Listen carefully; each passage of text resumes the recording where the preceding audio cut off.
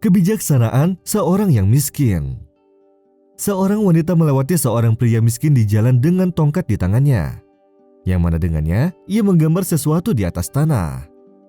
Hati wanita ini merasa iba kepadanya, sehingga ia ingin menggembirakannya. Akhirnya si wanita bertanya kepadanya, "Apa yang sedang kamu lakukan di sini?" "Aku sedang menggambar surga dan membaginya menjadi beberapa bagian," jawab si pria miskin. Wanita itu tersenyum lalu berkata untuk menggembirakannya, "Bisakah aku mengambil sebagian darinya? Dan berapa harganya?" Si pria miskin pun menjawab, "Satu bagian ini seharga 20 rial," sambil menatap kepada si wanita.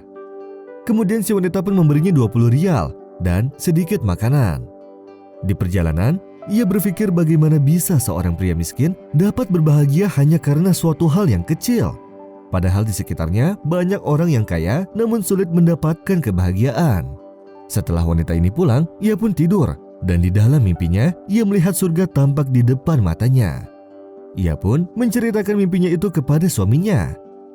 Mendengar hal itu, si suami pun mendatangi si pria miskin dan ia pun berkata, "Aku ingin membeli sepotong surga itu." "Maaf, aku tidak menjualnya," jawab si pria miskin. Si suami pun terkejut lalu ia berkata lagi, "Bukankah engkau telah menjualnya kepada istriku kemarin?"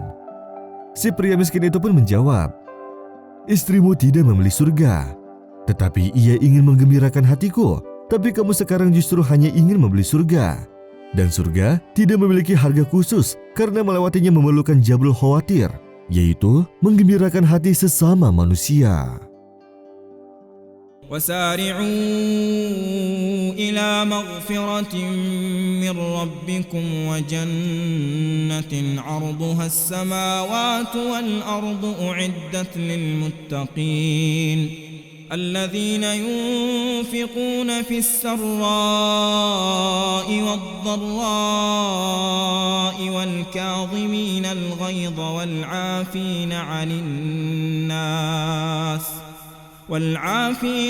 الناس والله يحب المحسنين والذين إذا فعلوا فاحشة أو ظلموا أنفسهم ذكروا الله فاستغفروا لذنوبهم ومن يغفر الذنوب إلا الله ولم يصروا على ما فعلوا وهم يعلمون أولئك